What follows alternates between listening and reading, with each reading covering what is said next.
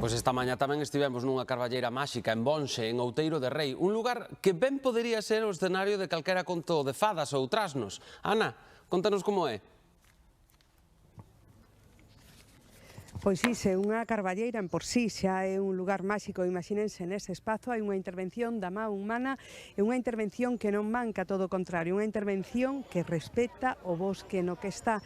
E iso foi o que fixeron aquí en Bonxe. Por exemplo, hai case 100 esculturas feitas a man e feitas sobre madeiras que xa estaban mortas, madeiras de árbores caídas. Ademais, neste espazo recréase unha hipotética vida das fadas e dos trasnos. 12.000 metros cadrados dedicados a axudar a que os visitantes soñen e imaginen un mundo de fadas e trasnos, un espazo máxico que saiu das mans e da cabeza deste home.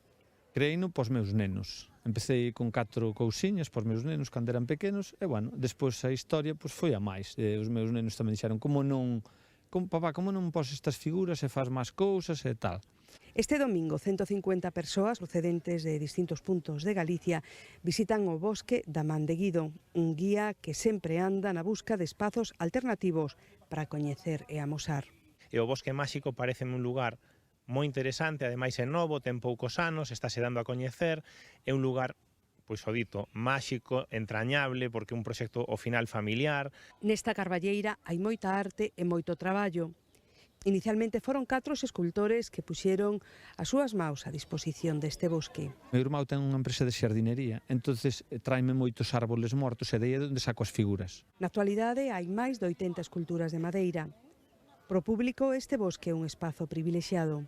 Un sitio super chulo que recomendo para ver cos teus fillos. E pasar tampouco a miña irmán e meu amigo. Sido sempre fantástico levando grupos e xente, pois era unha iniciativa fenomenal para facer un domingo en familia. E sendo de Lugo e non o coñecíamos, e témolo a 15 minutos. Que vos parece? Pois moi ben. Ademais está un día estupendo que non fai unha calor demasiado para estar no lugar e que temos deberes, actividades para facer.